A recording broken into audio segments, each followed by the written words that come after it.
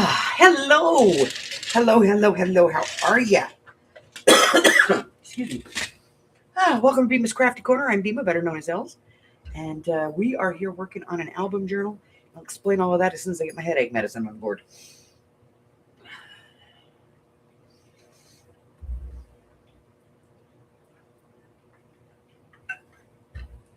Okay. Whew.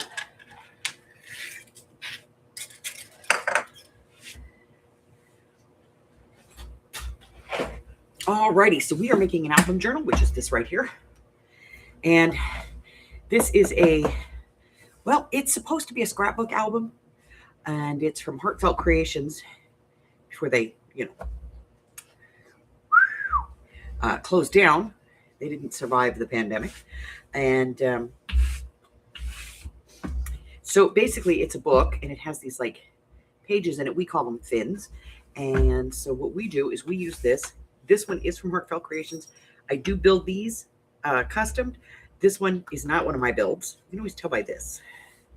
And then we use the fins. We decorate them.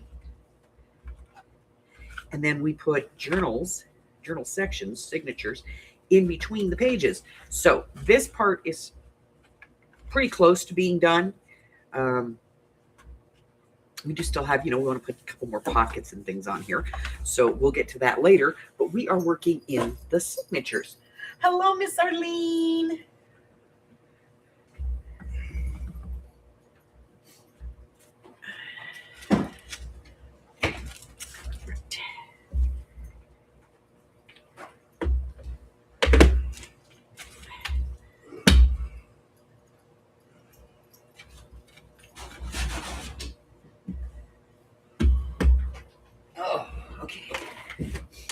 So let's get out the signature we're working on. We're working on A.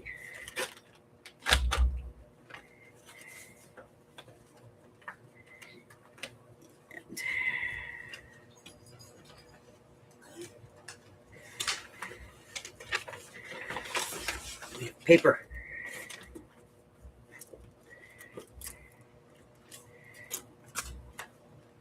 Okay. So we have all kinds of different papers that we can use to decorate and build pockets and such. I'm going to put this up to the side. This is all of our little bits and pieces and stickers and piece of. I don't know why that's in there. It's probably stuck in here somewhere. And put all this stuff in. So in here, I've got all kinds of strips and little doodads and thingamabobbers and, stuff that we can use. So we have all of that. I'm going to put it to the side. We don't need it out here taking up space. All right. So yesterday we started, this is our front page. We put a big pocket here with a nice big journaling card. And then another pocket here with a tag. This always allows us to save as much writing space as possible. Then we just did some decorating here. Now this little guy we put on, and it flips up. So you get all your writing space, and special writing space. So a little bit different. Then we have a little tuck up here with another journaling card. This we left pretty much just the way it is because it's basically lined paper. So we did that. And then the other side of it, we just put this little piece at the bottom and some washi tape at the top. And again, this is, it's writable. Now, this washi tape is here because this is single paper. And you can see here, there's like a line. I don't know if you guys can see this, but I'll bring it up. You can tell where that's been put together. So this is just one page where we turned a single sheets into a signature page. So we're going to go ahead and continue. This is cardstock. It's not paper, it's cardstock. And it's actually kind of thick, and I'm thinking I might replace this with paper. So let me grab a piece of parchment that's paper and not cardstock. Let me see if I have it.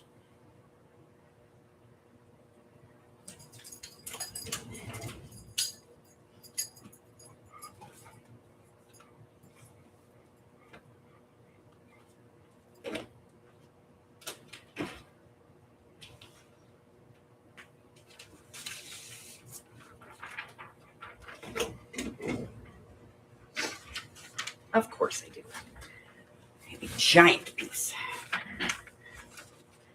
And it's just parchment, so we'll just, give it a fold.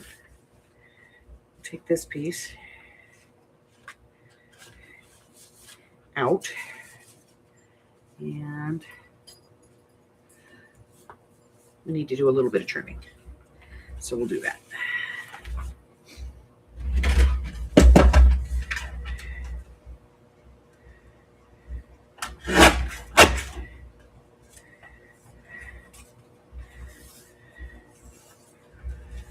Close enough.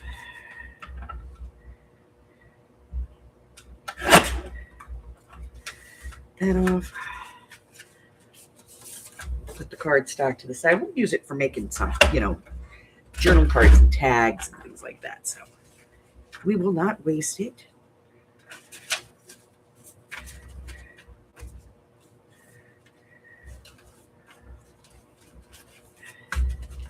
Fits beautifully. Okay, moving on. Good morning, Christine. So this one, I think I want to put a tab on the page. So let's see what we have for tabbies.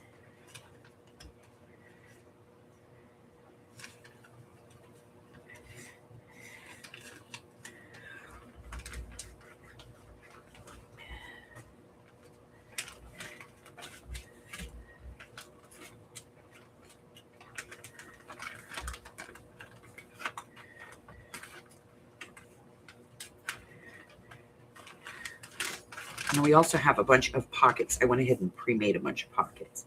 So we do have a bunch of those in here as well. And we have some tags we pulled. And then some pieces that actually go to the one of the journaling sets that we're using, one of the journal making sets. So let's see.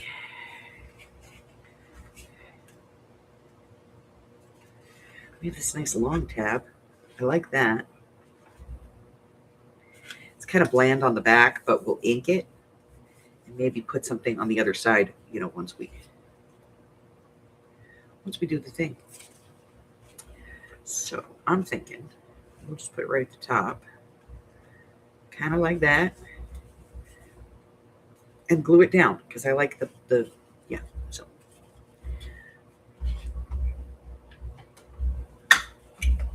Let's go ahead and ink the back of it because the back, this part at least, is going to be seen. So let's ink that. All right. And then we'll get this glued in. Do-do-do, do-do-do, do-do-do-do-do.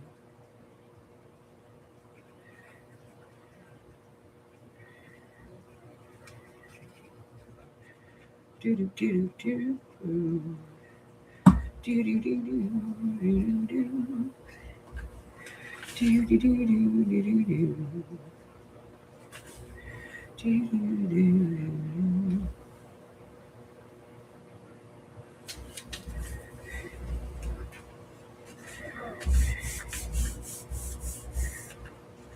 Okay.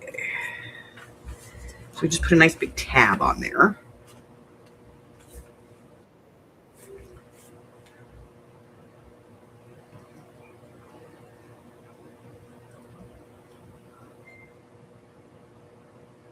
All right, honey.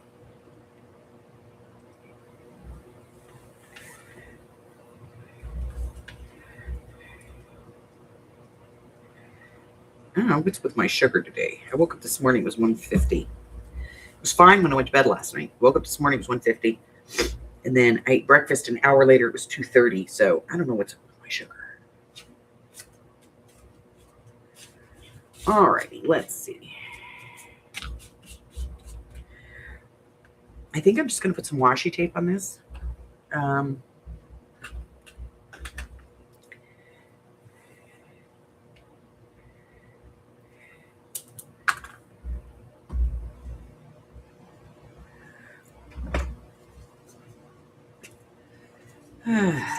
Sorry I'm so late this morning. Like I said, I wasn't feeling really great. My sugar was all messed up.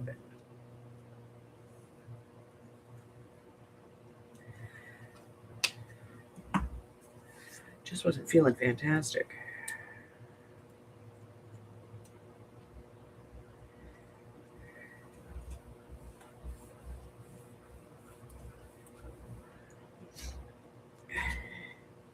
Grab my icky stickies here. Trim this.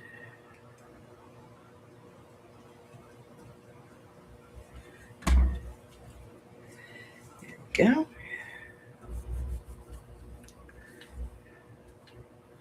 And I'm thinking maybe a little something, you know, in the corner up here. Just a gear, you know.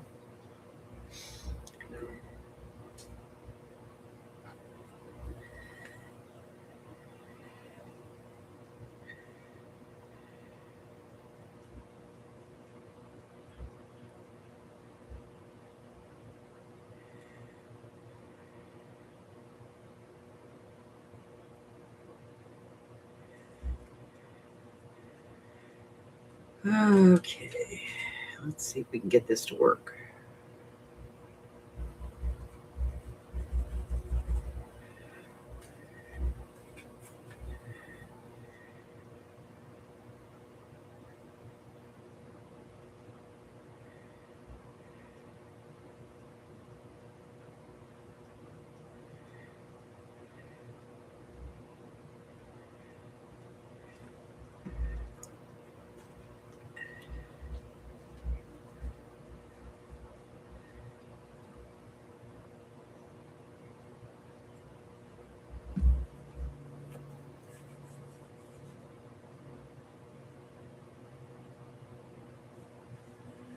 You have a good day, Marie.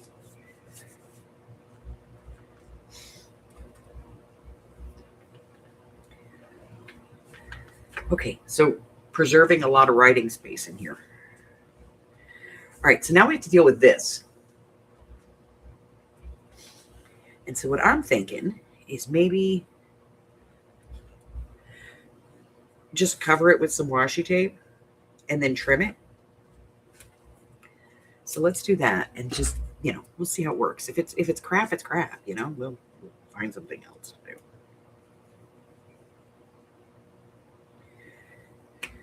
All right.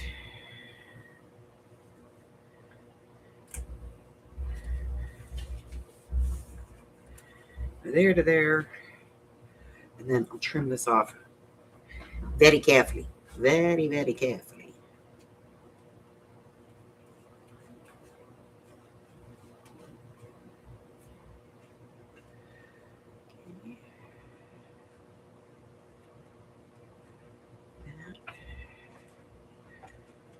Take this part off.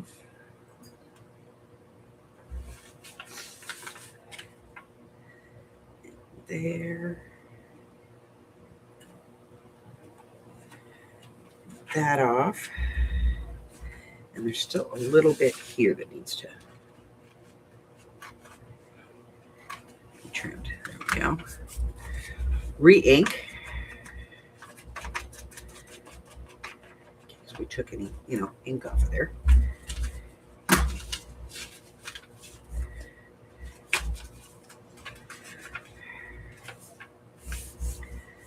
There.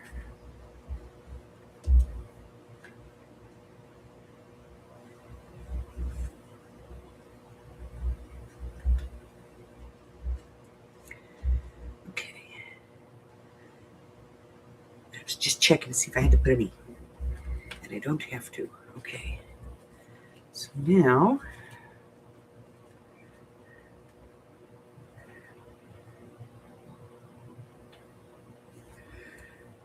we'll put some glue on this and glue this down.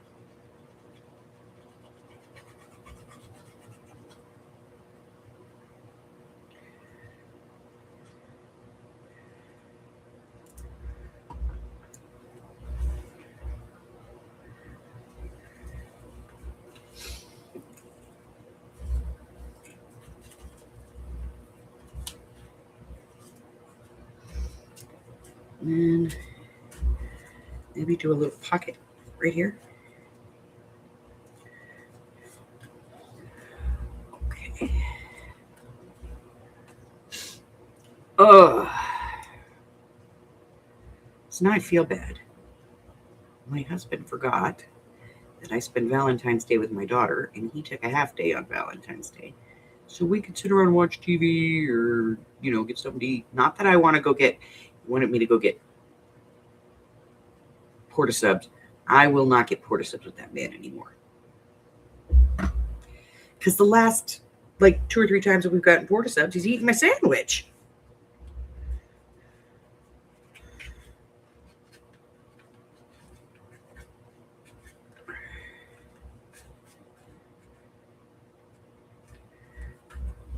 That's not nice.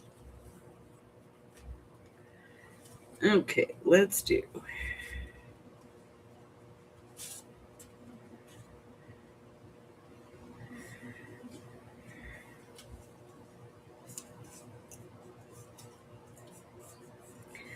going to do this one, and then we can put a bunch of tags and tickets and things in it.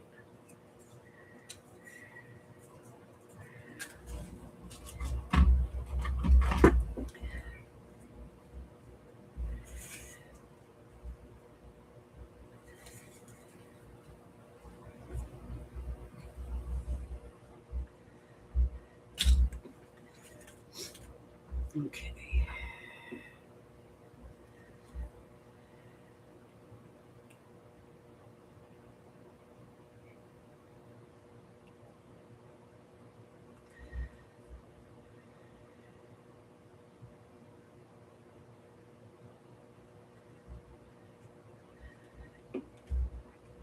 A little bit of glue.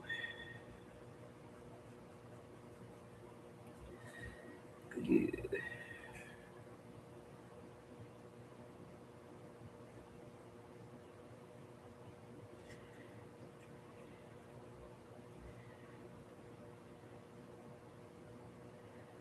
Okay. Glue, glue, glue, glue, glue. I'm going to glue the bottom of the pockets too.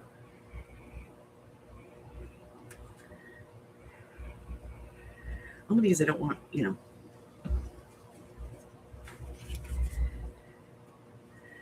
don't think there needs to be very deep ones.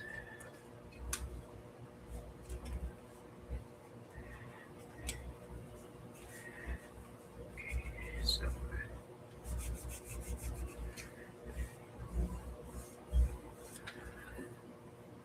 Hi, Chris. Okay, so what I did is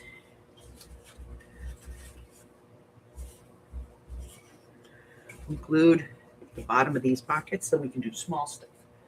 I like small stuff, so.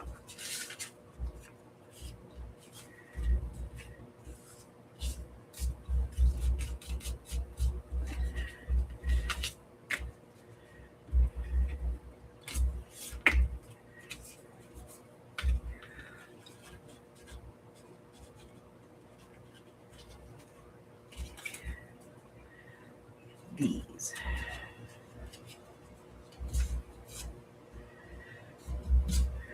There might be more of them too. Let me see.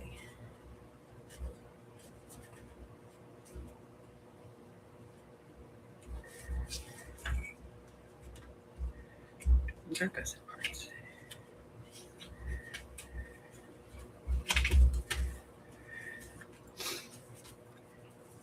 And we have a whole bunch of these, but we can use one of these as well. We'll just take this part off.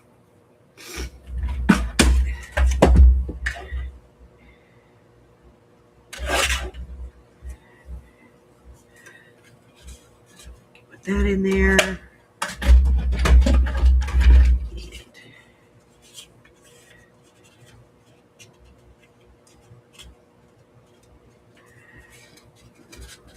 That.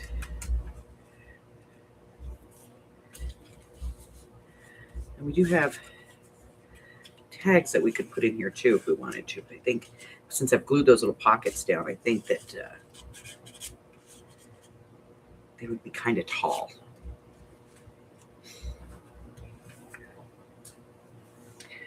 I think they would be too tall. Too tall. Now,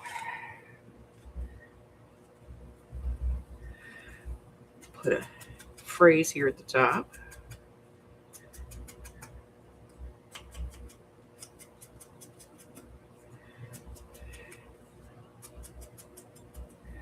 I'm probably going to double these up, make them thicker.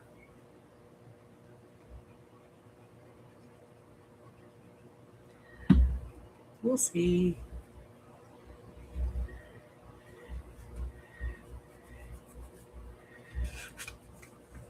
Yeah, I'm definitely going to double them. Well, we have this. Let's do it.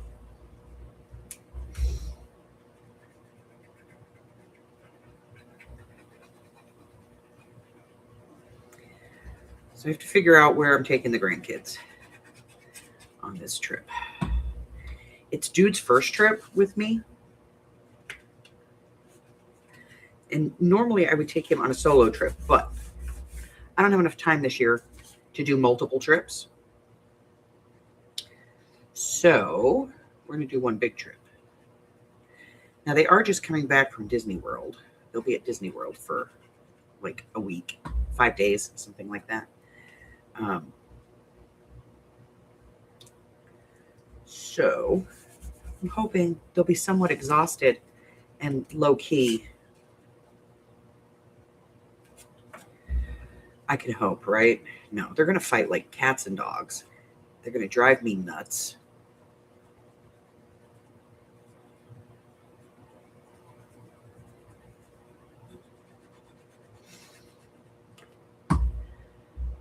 But it's okay because they're my grandbabies and I love them. And even if they drive me nuts, I can live with it. They are, though. They're going to drive me totally bonkers. No grandma should be trapped in a car with her grandkids for a week or two.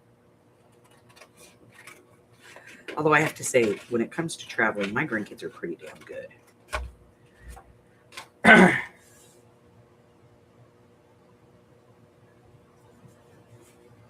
Okay, I have no idea what that one is.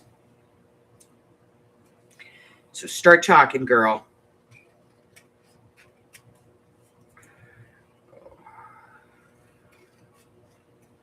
That's good. You stumped the chef.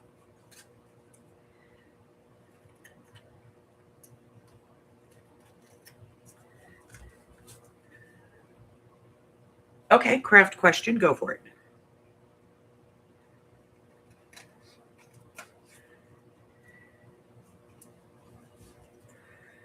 Let's see if anybody has an answer.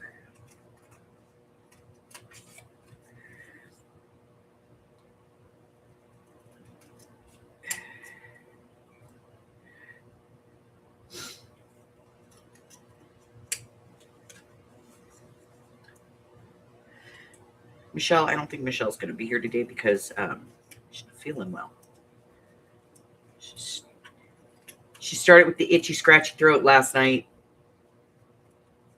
the coughing and the sneezing. So I think she's getting the same flu everybody else has got. She's like, I haven't been out of the house. Okay, but you have a granddaughter living with you who goes to public school because one of her kids just moved back to Cali. And so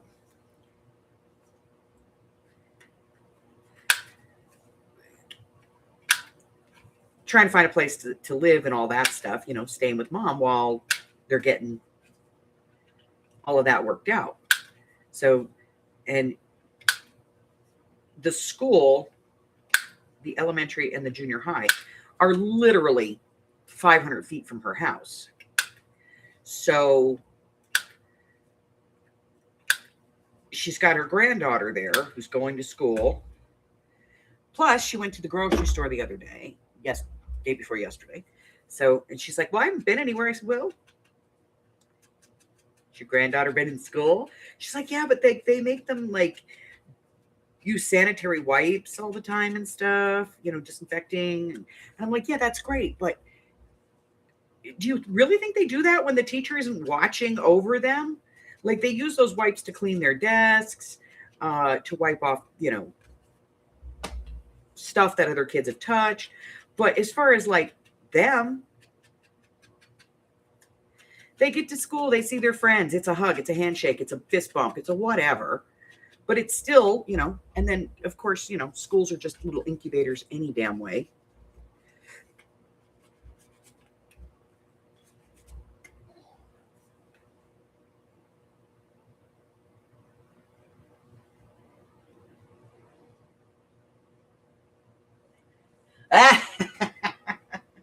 Oh, Chris, that is a question.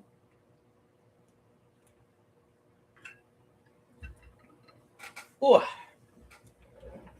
that is a question.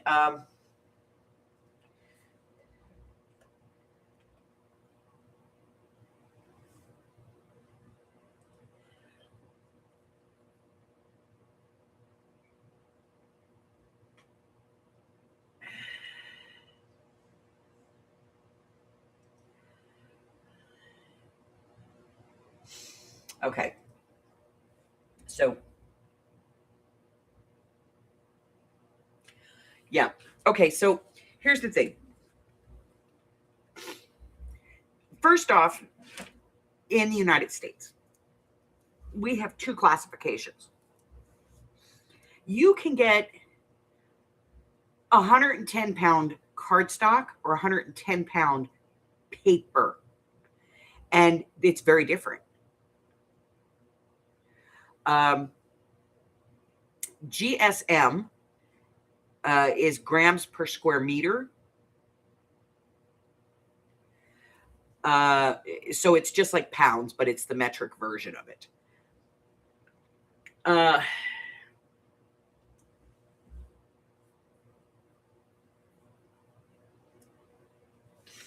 So usually when you buy a pack of paper, hold on, I have red one sitting up here. On the end, it'll say what the weight is, 32 pounds. Then right here, this is the GSM. It's 120 GSM, M squared. Okay. That's our version of the metric measurement. So this paper is 32 pounds. So that means every square inch weighs, every square yard weighs 32 pounds, or supposedly. But it has to do with the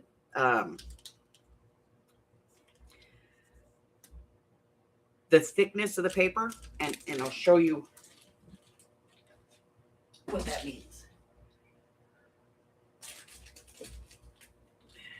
Oops. Let me stand this up real quick. Get in there. Okay.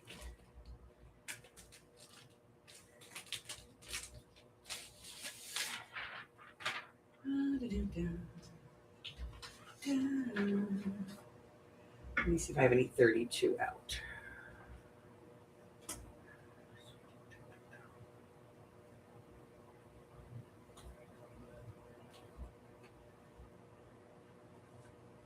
Do I? Okay. So this is copy paper. This is what you buy all the time. That is your standard weight copy paper, okay? Then there's 28-pound paper. This is a little bit thicker. It has a nicer finish on it. And you can see that the light becomes slightly more blurred. This is 32-pound paper. It's got a much nicer sheen to it. And if you listen, this is 20-pound, 28-pound, 32-pound. Do you hear how the baffling, the sound gets deeper as the paper gets thicker? 20-pound,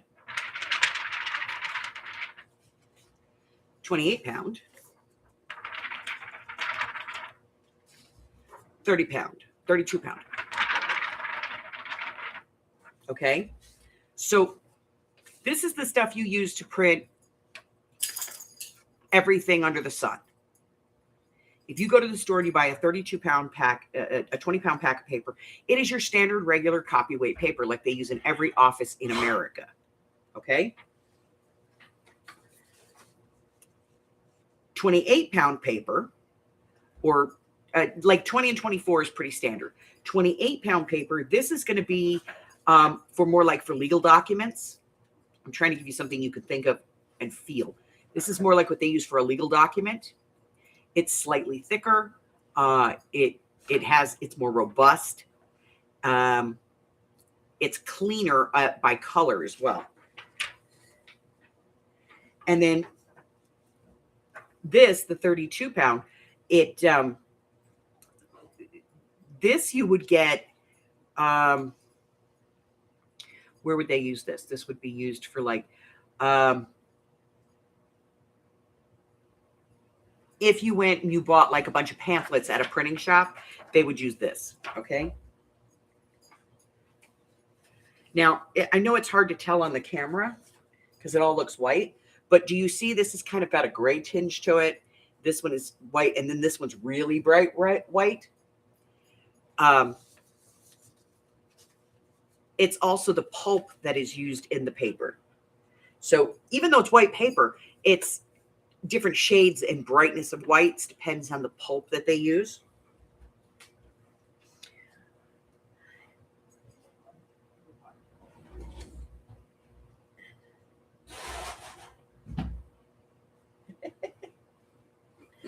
Hi, Aurora. But now if you get into, when you do paper, let me pull a piece of this, because this is the big one. I don't have any white, so we're going to use green. Okay. So let me grab a piece of Nina. Where is my Nina cardstock? Where could it be? Here it is. So this is 110-pound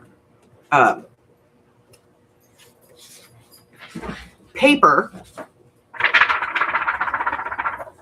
This is 110-pound cardstock.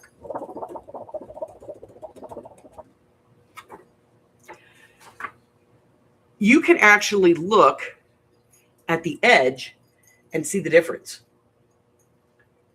So this is 110-pound cardstock. This is 110-pound paper. 110-pound paper is the equivalent of about 65-pound cardstock because it's the pulp that they use. I'm going to put all these papers back soon. Chipboard is basically like pulped, roughly pulped wood and fibers. So you have a medium weight chipboard, which is not very thick, and you have heavyweight, which is, it's almost like 1/8 of an inch. So you have like a 1/16 of an inch and 1/8 of an inch. If you're using the 1/16 of an inch and you're using it to build a book cover, I would definitely glue your pieces together because it's not very thick. It's the difference between like a little golden book and like a Reader's Digest cover. Those are kind of the two examples.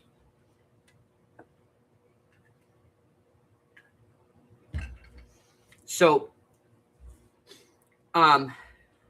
for me, when I'm making journals, if I'm printing digitals, I print 28 or 32 pound. I like the brightness. I like the depth of color. I like the feel of it. I like the saturation I get with the ink on it. I mean, look at how bright and vivid this is. It's bright, it's vivid, it's very detailed, it's very defined. You can see all of the little tears in the page here. So I use 28 or 32 pound when I'm printing for a digital, these types of digitals. if I'm printing this type of stuff, you know, like these, or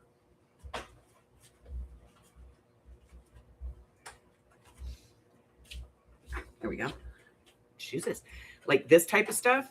If I'm printing this, I tend to do this either on the 110-pound paper or on 65-pound cardstock. They're pretty equivalent.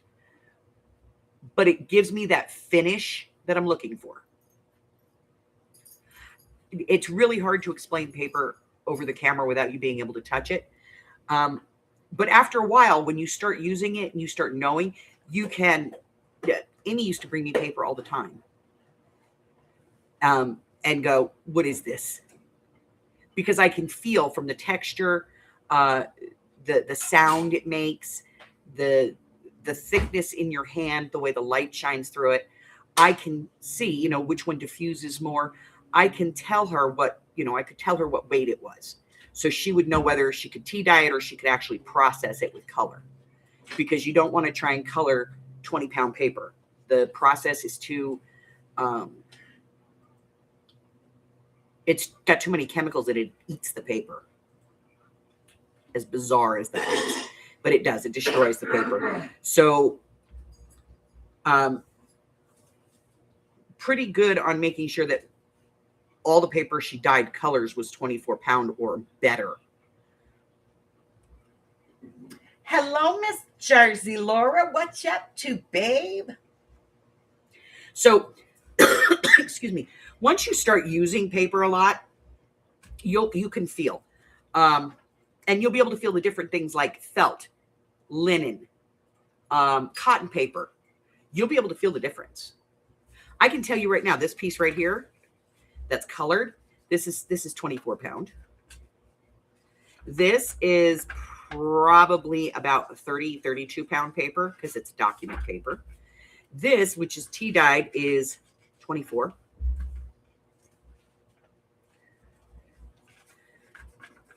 That's a 32. That's 32. Yeah, that's a 32. So you can, after a while, you will be able to feel it and just know by feel what the weights are of the paper. And you'll get your personal preferences, like the ones you're like, that's the one I like.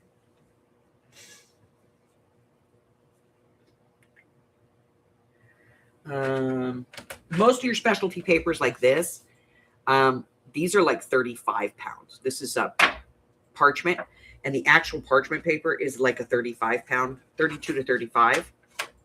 This one is about the equivalent of 65-pound cardstock. Maybe I should do that. Maybe I should just put together a whole set and send it out to you guys one time of like swatches of all the different weights of paper. Like Christine was saying, like a paint chip of it. You know, like I could send you guys like 2x2 squares and mark on it what kind of paper it is. And then send them out as requested. Yeah, we could do that.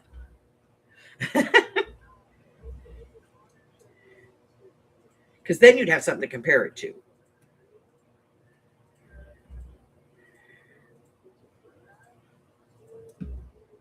All right, what are we doing here? So we put a tab there. And it doesn't stick out a whole lot, which is good. But, you know, it is a tab. And we turn that. Then we have this page, which got a pocket on it. And then we have the back here, which is this page. I don't know what we're going to do here, guys. Yeah, right? Send it. Send it. Maybe I'll do that one month. Like when, you know how I send you guys a little something every month, a little thank you. Maybe I'll tuck that in with the sales stuff. Like, here's your personal paper diary.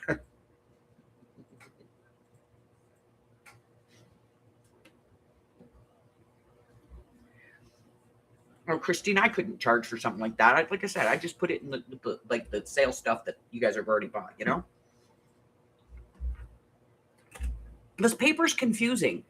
It is because, like I said, the 100-pound paper, 110-pound paper is so much different than 110-pound cardstock.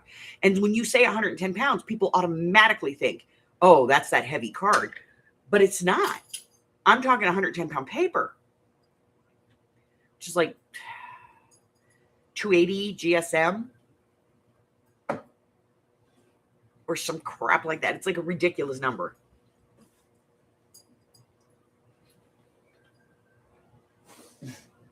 Exactly. I have those little teeny half-inch rings. Maybe I'll do that. Yeah, I'll sit here and cut a bunch of paper one day and then send it to you guys so you can feel it. Because like you guys don't, most of you don't understand what I'm talking about, like the felt paper, until you've got it in your hand and you're like, oh my God, because it feels like felt. It has a brushed felt. It's gorgeous. I've used it to print some stuff when I want it to be very soft, like especially for like the dark grimoires. I use a lot of that felt paper for the dark grimoires because I want it to be a little bit soft and blurred. I don't want it to be so crisp because I want it to kind of, you know.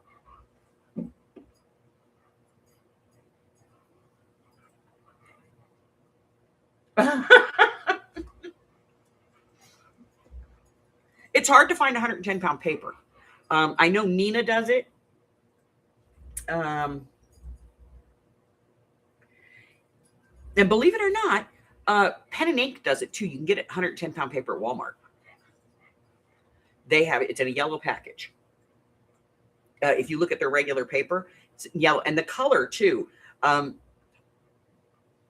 lot of companies do their paper weights by color on the packaging. So if you buy something in red and that's the paper you like, if you can't find that brand, if you look for another brand that's in red, it's probably going to be the same weight.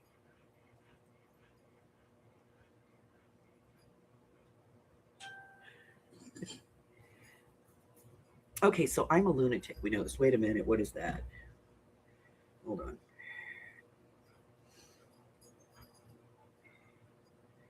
Okay.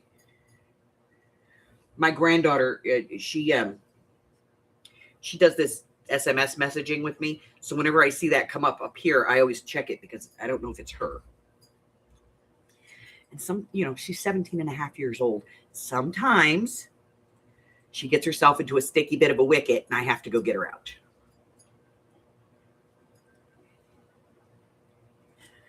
All right. So let's see. What shall we do on this page? Now, this page is not as gummed up as this one was. So I'm thinking we'll leave this for writing, a lot of this for writing. But what do we want to do as far as, like, I want to put a pocket or something on here. We could, nope, I don't want to do a paper clip because if I do a paper clip on here, I could do the paper clip on a pocket, which means we'd have a pocket on a pocket. But I don't want to do, because if I put the paper clip on,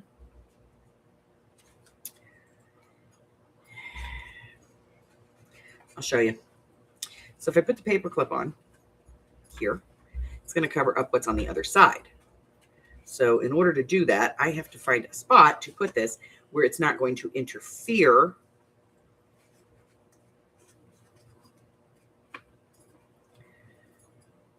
But then it looks stupid. Okay. You have to, this has to be well thought out. All right, so let's do,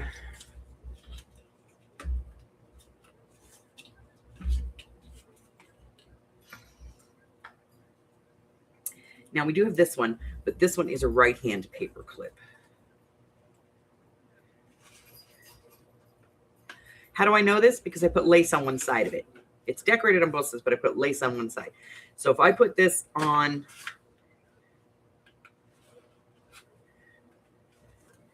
like, I can't plan for the lace to be on this side because I only put lace on one side. So, all right, so we have that on there. So, you know, let's do this. We're going to do a little thing where time meets imagination. We're just going to do a little thing here. Put this up here. And then, you know, we'll kind of move on. I don't know that I really need to put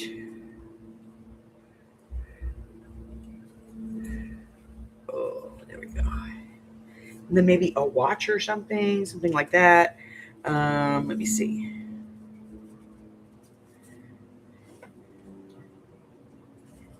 Wait a minute. We got this one. We can do this one. Let's do this little pocket down here. So this is actually from, okay. So I bought this set off of Temu a long time ago. And I did not know where it came from originally. And then I said to myself, because that's what I call myself when I talk to myself. I said, that looks a lot like My Porch Prince. So I went and I looked, and it is. They stole it from My Porch Prince. So I went and bought it from My Porch Prince. Because whenever I find, something on Temu that I find is stolen off of Etsy, I go back to the original seller, and I buy it.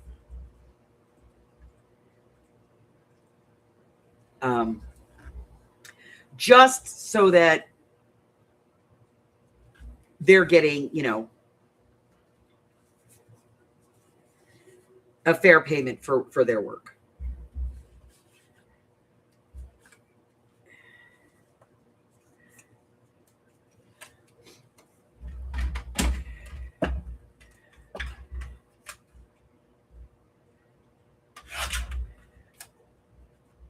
And I do still have that one set. Guys, I need your help. I can't find it. Let me find, here it is. It's this set here. I cannot find this on Etsy. I can't find any part of this. I've literally spread this out on both of my desks here and sat here and gone through every steampunk thing on Etsy, and I can't find any of these. So if you know who this is, please let me know so I can go and buy the original.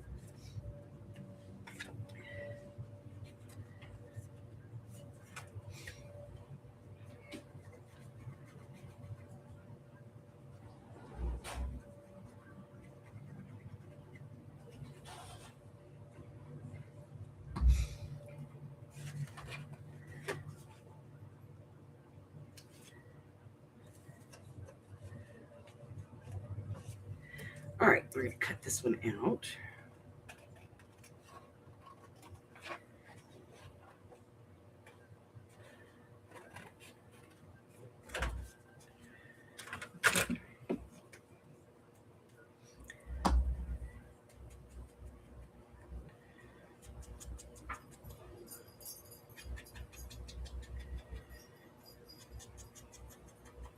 So we're not rounding corners on anything in this. We're chamfering corners because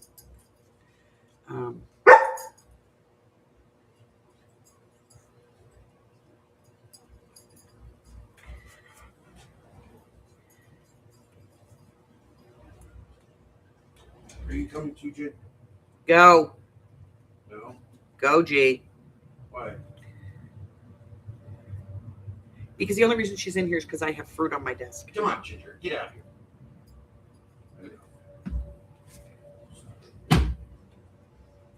So I'm chamfering the corners as opposed to rounding them because I just think that they would be chamfered and not rounded. I like the fact that this is a clock and a clock. Yeah, I do. I'll send them a note and let them know that I've found it on Temu.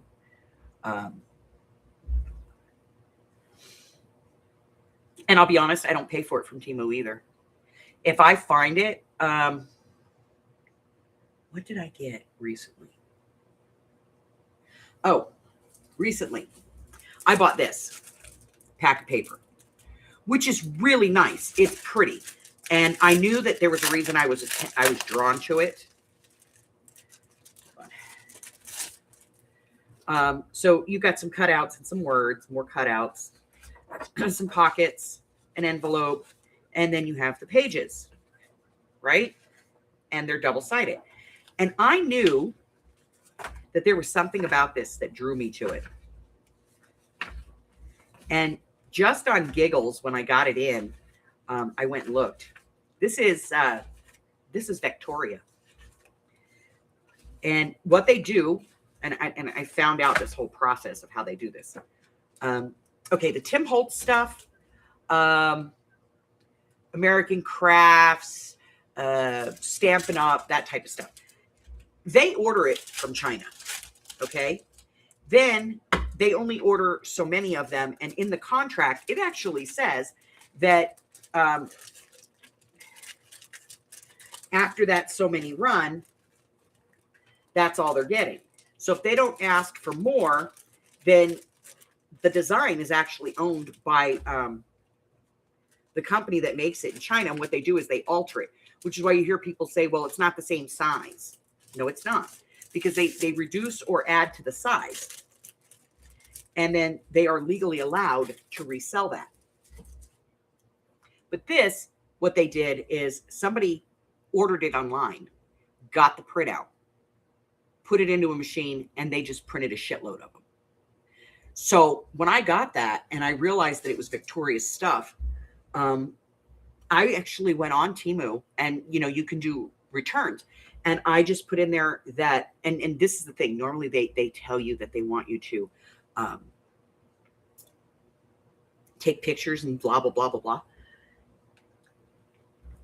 I went in and I put in there that I wanted my money back. And when it asked me why, I said that it was, I don't know, something about not as described or something like that. And then there's a box where they ask you specifically what what the problem is. And I wrote in there, stolen graphics.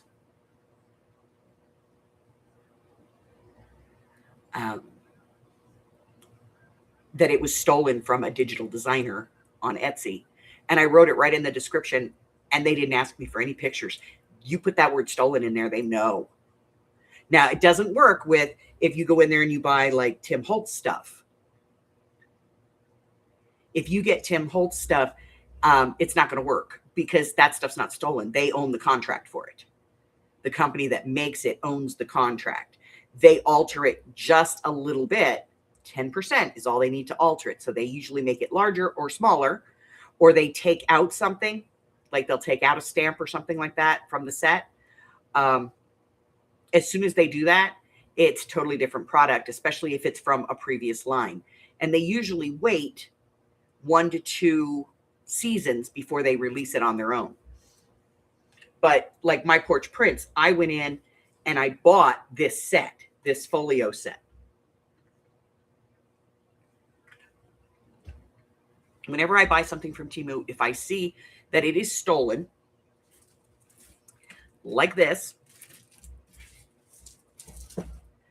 I go and I do a return on it, and that it is stolen, and I don't pay for it, so that they don't get the money for stealing it. I get the product, it's printed out, but then I go back and I bought that set from Victoria. And I'll tell you what, this set cost me a small fortune because I had to buy like 3 sets to get everything that was in here. Because when Victoria does her sets, she does the main set, and then she'll do like an add-on, and then she'll do like an ephemera set. So I had to buy each one of those, which is about $30 total to make this set up. But I did not buy, I didn't pay for that set from Temu. I told them it was stolen and I wasn't going to pay for it. And they're pretty good about it, actually.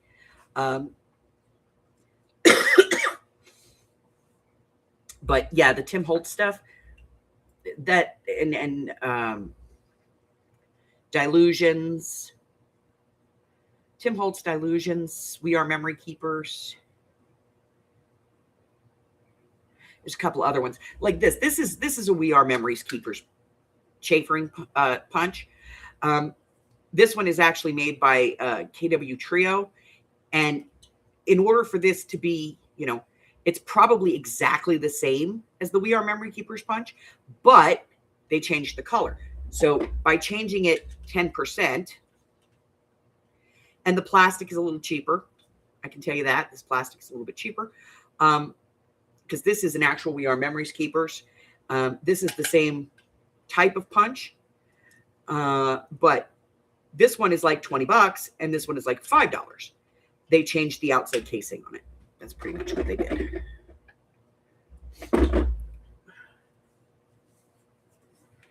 But yeah, I make sure that I get back to like this one where I bought the digital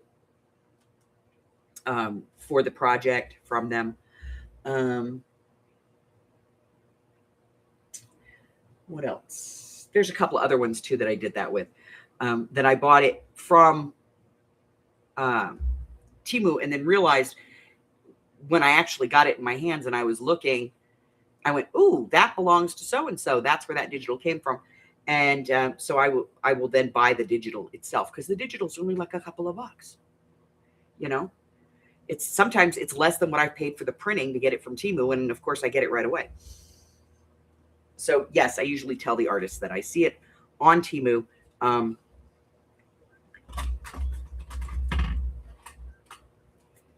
if it is a stolen item, then I refuse to pay for it through Temu, and I tell them that it's stolen and I'm not paying for it. What are we going to do here? This page needs some, I mean, it's for writing. I have put a paper clip on it so that you can tuck stuff in. But what are we going to do? Like maybe just some washi tape here? What do we got?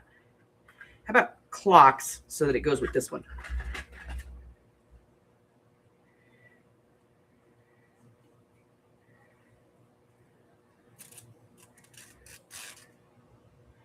We'll just put some clocks on here.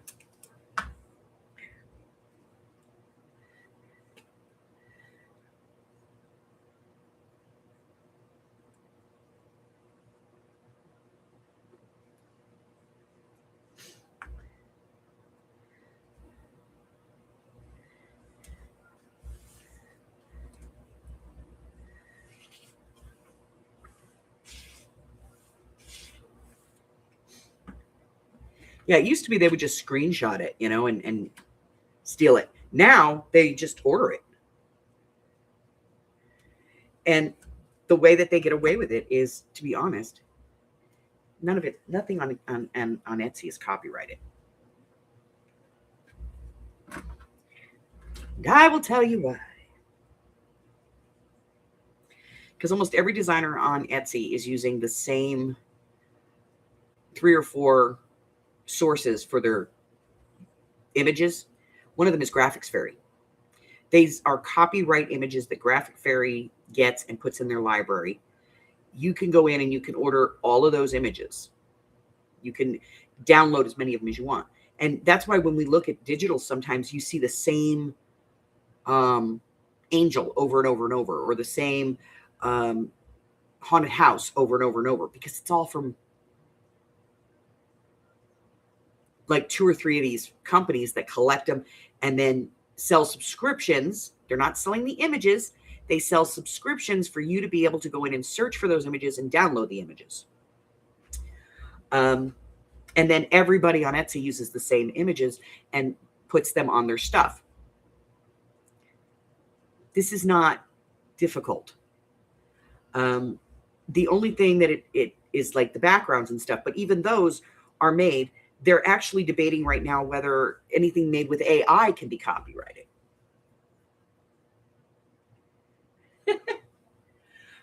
Because if I go into AI and I put in a search parameter that I want steampunk style pocket watch, grungy, somebody else putting in the exact same parameters is probably going to come up with something exactly the same, if not extremely close. When you do a copyright, this is why nothing on Etsy is copyrighted. When you do a copyright, you have to, let's say,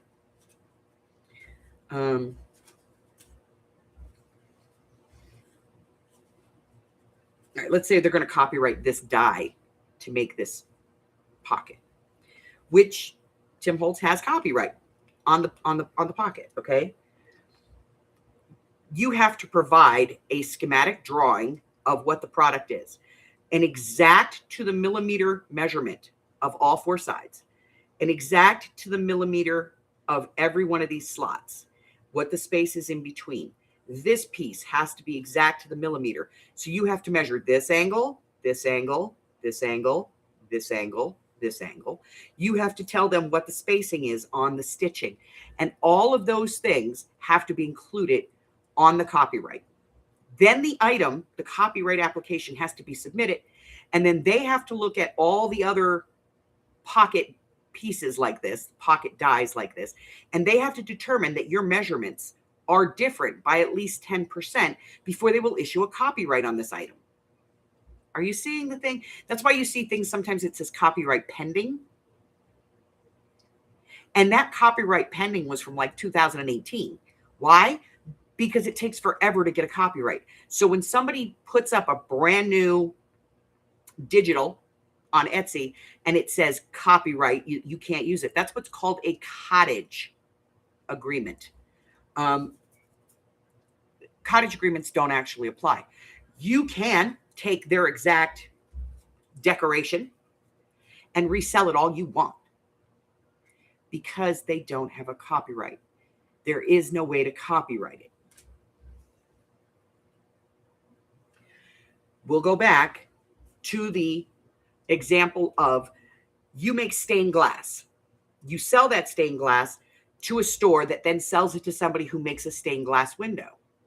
You can't then come back and say that they owe you royalties for the stained glass window because you made the stained glass. You sold a product that was used for a purpose, which was to make stained glass windows, and they made a stained glass window. This was actually a case that went all the way to the Supreme Court, and it was for, I believe it was Cricket, where they had made their machine, and they had an agreement with like Disney, and they were like, you can't sell stuff that you make from the Cricket because you're making a profit off of our agreement, our lease agreement. It went all the way to the Supreme Court. The Supreme Court was like, no, you can't sell something that is intended to make something else and then tell them how they can make it. This is kind of the thing with magazines. When you sell a magazine to somebody, that person then owns that magazine and they own the rights to do whatever they want with it. No, they can't say that the pictures are theirs. They can't go, no, oh, I did this picture. No, but they can use it in any way that they see fit because the intended product was sold to them with the intention of them being able to use it. Whatever their usury is up to them.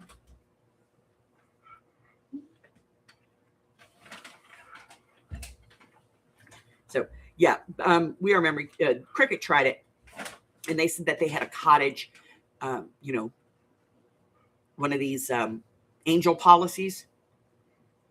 Yeah, no. So when you go into Etsy and they have like an angel policy that says that you can make up to so many copies of something, but you can't sell the paper copy as is, you have to alter it. It's because they know you have to alter it. They know that if you alter it, then you're not actually selling what they sold you.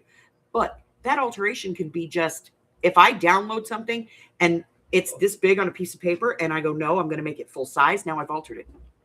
But they can't tell you that you can't do that. They can't tell you that you can't share your graphics. You're allowed to do that.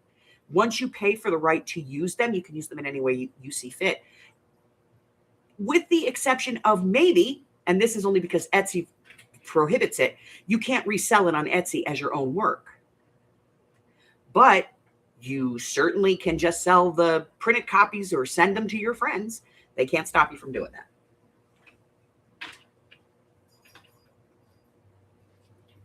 Yes. Yes. And I have seen, digital designers that get on there and they're like, I worked really hard on that. Well, I actually did a live once where I showed you just how hard it is. I actually did it right in Google Drive and designed a page in Google Drive. It took me like 3 minutes.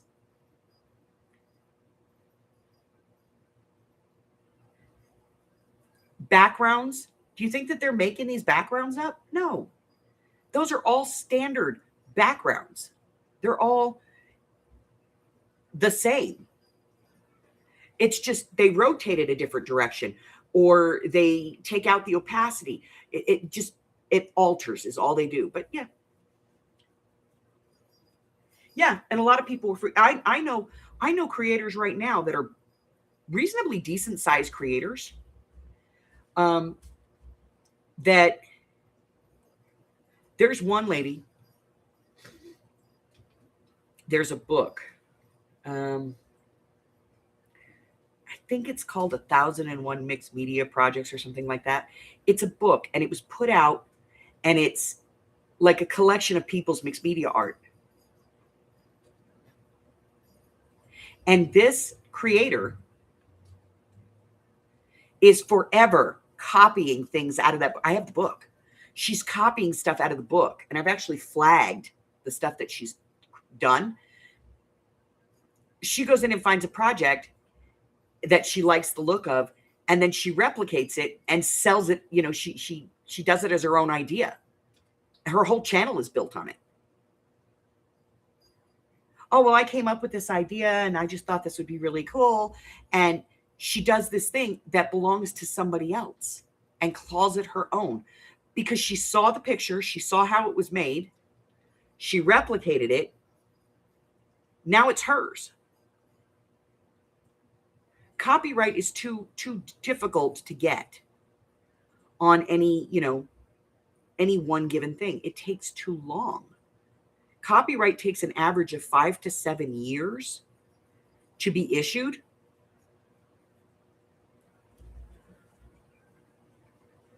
Yeah, it's called stealing. But because she changes it ever so slightly, now it's hers. Okay. Many, many, many years ago, my grandfather invented that machine that beeps on a construction vehicle. You know, like the beep when a truck backs up? It's a rangefinder. If you ever listen to it, it actually, the closer they get to the loading dock or an object, the faster it beeps. Okay? My grandfather invented this. I have the copyright sitting in the other room. The whole thing. And the reason he invented it was because at the time he was building Newark International Airport. And he was working on a boom tractor, you know, one of those big boom cranes. And so many guys were getting hurt when they would swing a boom and it would hit a power line and the whole machine would be electrified. And then these guys were having heart attacks and everything else under the sun, and it was very dangerous. So my grandfather invented this thing that they put on the boom so that when it got close to the power line, it would beep really fast and they would know to go back the other way, that they couldn't go there. Well, he invented this and he put it on some of the machines at work and it worked. When they were backing up or moving around and it was beeping, it would tell them when they were getting within proximity of stuff. And it kept it workers, you know, they would hear the beep and they would like watch where the cranes were going. Ever, honestly, it's the nature of the beast with tech support. Yeehaw. So, hey, I got your ticket come across my desk. And I was just taking a look at the motive. Looks like everything is relatively happy. Toyota, things on your side of it. when he applied for his patent, Toyota went in, looked at his patent. He got his patent. Toyota, and he needed the patent in order to take it and get it produced, mass produced. So you have to have the pattern, patent in order to go to somebody who would produce it. And he has to be able to walk in and go, listen, I own the patent to this. Well, when the patent was filed and it was approved, Toyota saw it and they went, wait a minute. And they altered it by 10%. And took out a new patent on it. And because they were able to mass produce it, they sold it. My grandfather didn't make a friggin' penny off of it. That's the way patents work. I'm going to put you outside because you're woofing.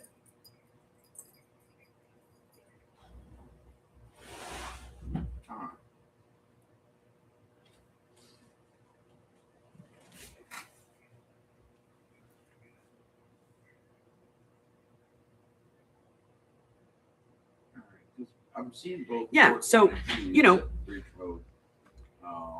that's basically the way that this, you know, patents work in the United States. It takes a long time for a patent to go through. When it does go through, until you find somebody to mass produce it, which is why we have shows now like Shark Tank, because it gets people that come up with the ideas in front of people who know the people who manufacture these things. And you have to have those three people come together to make a product. And if at any point in there, somebody else finds that patent and goes, wait a minute, we can make this better. They take it and alter it, and then they resubmit it.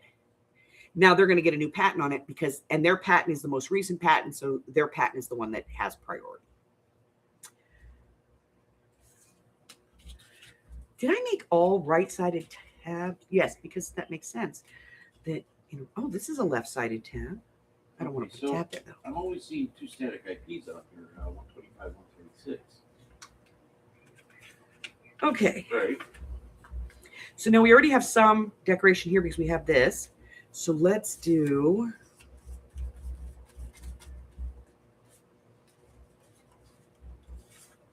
Oh, my goodness, no. Too big.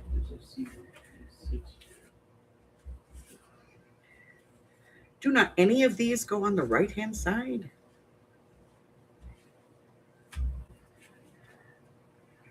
I like this, but no. You're not getting any traffic out through 126? Well, you're not going to.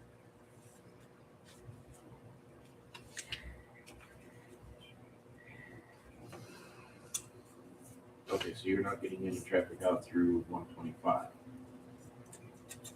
Okay.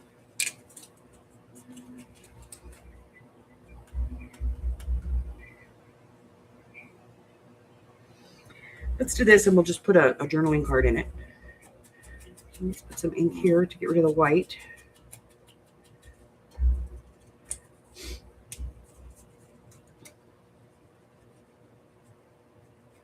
I see a 122 here. It's a bit of glue. Yeah. I'm just wondering where that's coming from. But,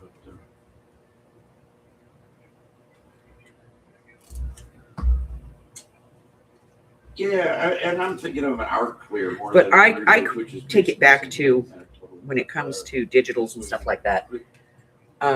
There's only so many ways you can fold a pretty piece of paper, you know? If it brings up the proper. And if there's only so many ways that you can fold a piece of paper,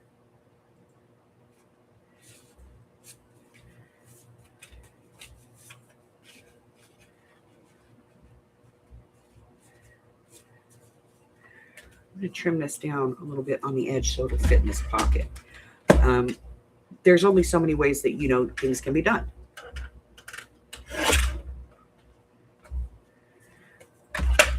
Let's see if this fits.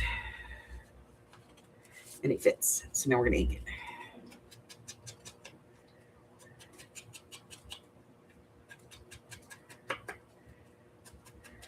But yes, I try to make sure that when I do find something like this on Temu, that I go on to Etsy and I purchase it. And that's just a personal thing. I like to make sure that the people that are creating this stuff are getting the proper credit for it.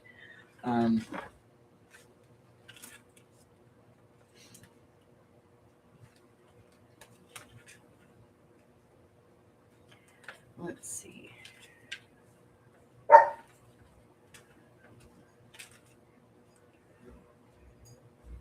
going to put this at the top. I got to go let Doogie in. He's out there. Okay, so 125, pitching a we're still bitch. having trouble getting out on 126. You're able to get out on, right? Hey, Laura, I tried to send you your Okay, so that's someone else. Patreon project, and it was returned, not forwardable. Right. So apparently I have your old post office box. So if you can Facebook me or email me or something, your new one, I would love to get it out to you because I'm hesitant to schedule the group get together for that until yours is in your hands. They are clear, and then a reboot right after. So I'm like, I'm gonna come back. Should we put a tag in there too? What do you think? Should we? Should we? I have this one Harry tag.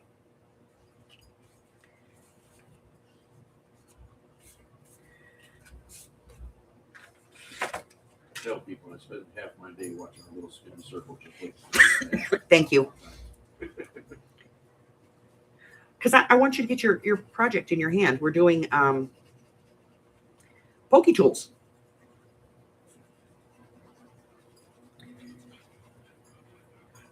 And I ordered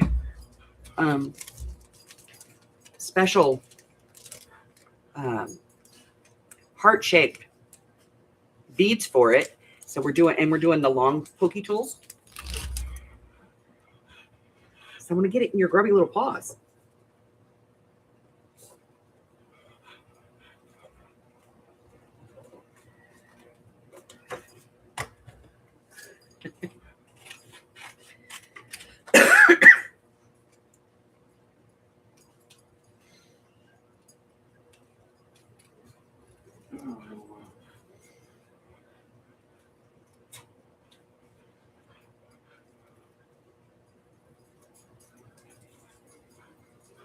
I had to call and check on Michelle. Like I said, I think she's getting the same flu everybody else has got. And she wasn't feeling good yesterday. And her blood pressure was messed up. And her sugar was screwed up. It just, all of it, you know. And so I'm going to call her after the live and check on her. And then I haven't seen Gypsy, so I'm going to get a hold of Gypsy too, because I haven't seen her. Saw Carla yesterday, but I worry about Gypsy because of her heart. Basically. Okay. So we're going to pop a hole here. I need to put a diamond in there. Let me grab that.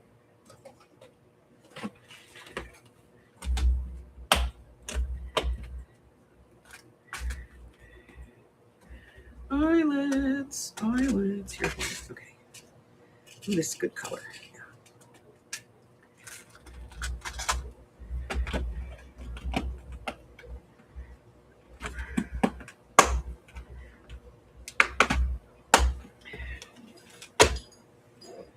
All right, so we put this in the hole. Put in the hole.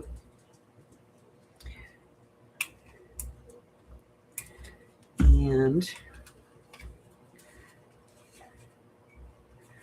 we'll come back and finish that later. All right, I'm seeing 125. All right, so we did 1, 2, 3, 4, 5, 6 pages. We are booking. Yay. We're almost halfway through this.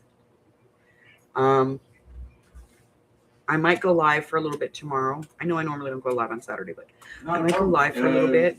Anything else I can try to I know it'll be like Saturday morning, but I might go live for a little bit so we can work on this. I still have not touched, other than those first 2 pages, the one I'm doing off camera. So I'm way behind. Well, you know, but Murphy loves a technician's life. I hate to try to play the future seer of what things to have happen, but I can't. So yeah. I am going to do a little work on that today, hopefully. The previous ticket, you do have that number, right? Boop. Okay. Well, yeah, you can always get some of that done. So I'm not going to clean this mess up. I'm going to put all this back away. You know, at least not from scratch at that point. You know. Paper. All right, paper. Kevin, anything else? I'll get it all put away. You today, kind sir. My pleasure. You do the same. Have a fantastic weekend. Thank you. Bye bye.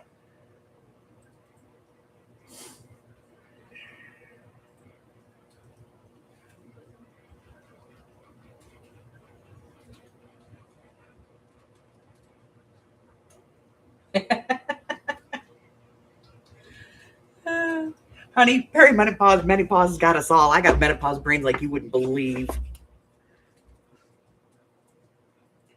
I literally 4 times yesterday stood up, walked to the end of the kitchen, went, what am I doing? Stopped, pulled out the soda, came back to my desk, got my cup, walked over, filled my cup up, brought it back to my desk, walked back over there. What am I doing? Opened the refrigerator, stared in there a couple of times, closed it, walked away, came back over here, stood up and said, I'm going to go outside, and then realized that if I didn't get to the bathroom, I'm going to pee my pants because I had to go potty, and that was why I kept walking over there, but I kept forgetting when I got to the end of the refrigerator. Oh, yesterday. Okay.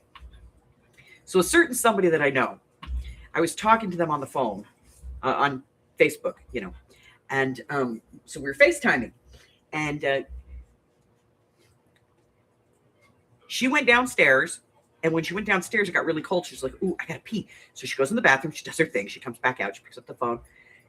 And when she walked downstairs, she had her drink with her.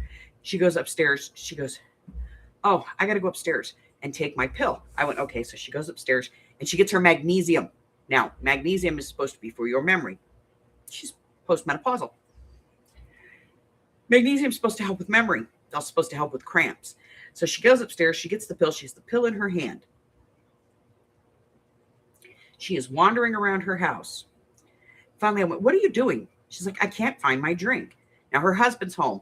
And I'm like, I am not saying this. And from the background, I hear, isn't that supposed to be your memory pill? And I just lost it. And she's like, oh my God, you guys are mean. You're so mean. I was like, did you take your drink downstairs with you? She's like, probably.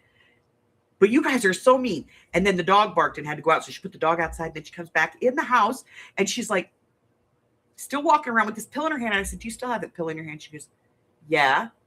I said, what are you doing? She goes, I'm looking for my drink. I said, it's downstairs. She's like, oh, yeah.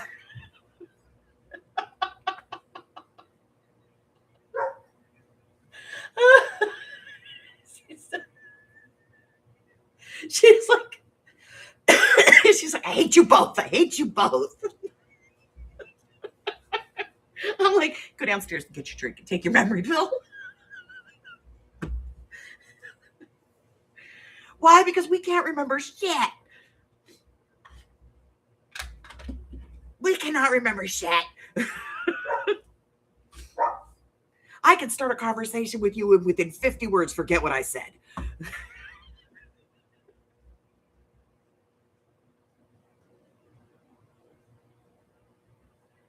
Yes, origami is like that. Lots of stuff. They fold up. My daughter used to make those stupid cranes, but she made the ones where you pulled the tail and the wings flapped. Like, oh my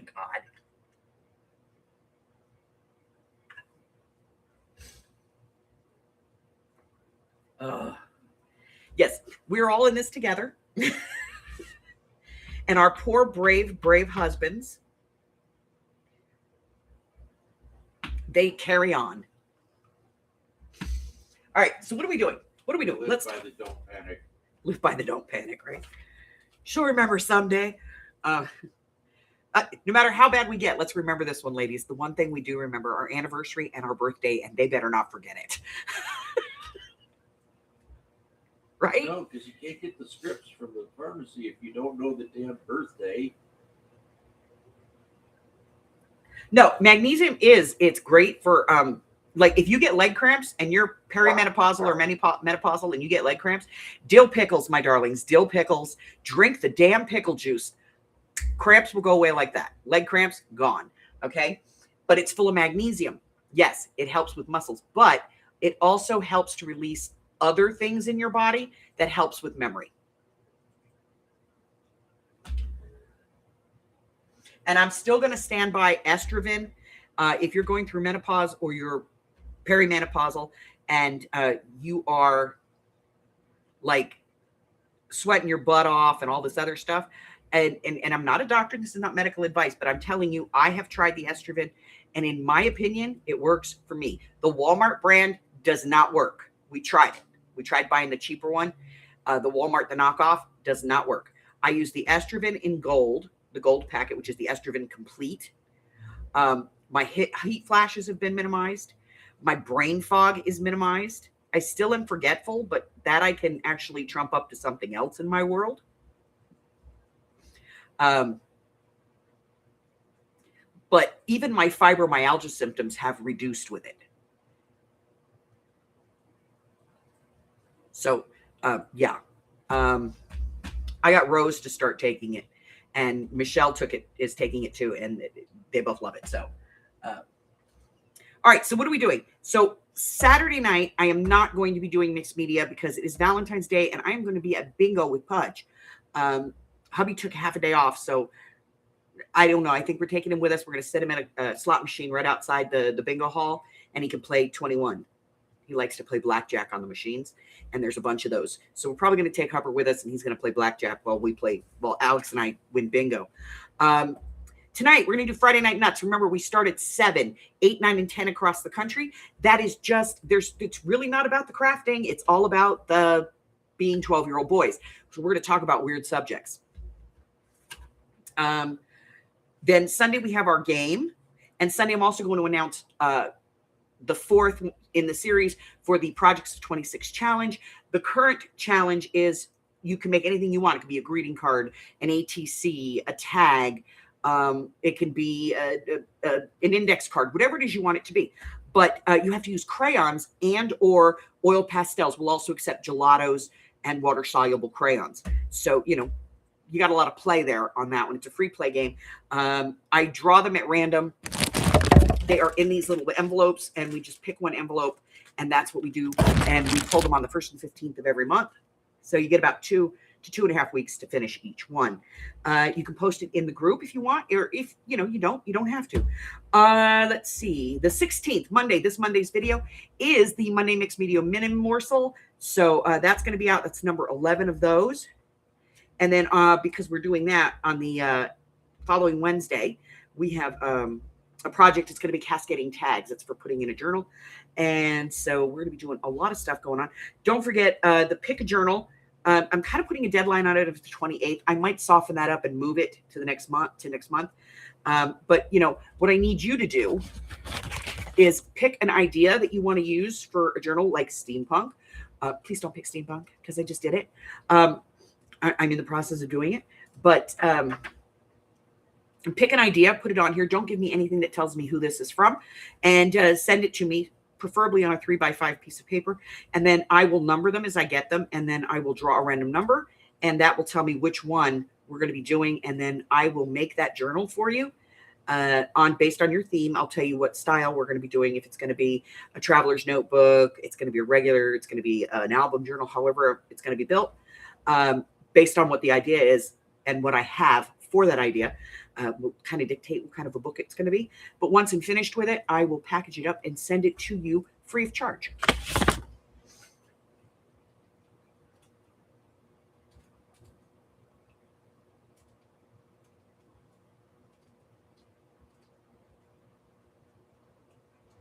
Oh, I like it. All right. So what else? I think that's everything. I am currently posting some videos. We are going to be doing a few videos coming up on our Back to Basics. So it's going to be very basic stuff as far as like making simple, basic pockets, making simple, basic things to put in your journals.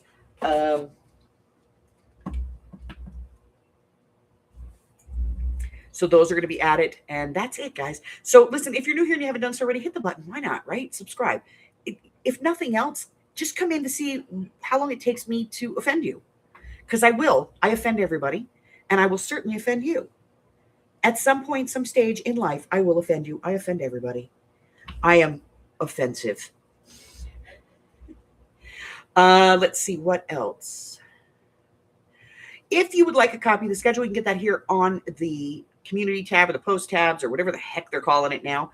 Or you can get it on my Facebook group, which you can get by going down and hitting that cyber stalk button. That's right. In the description where it says more, if you click on that, it's going to give you everything you need to cyber stalk me.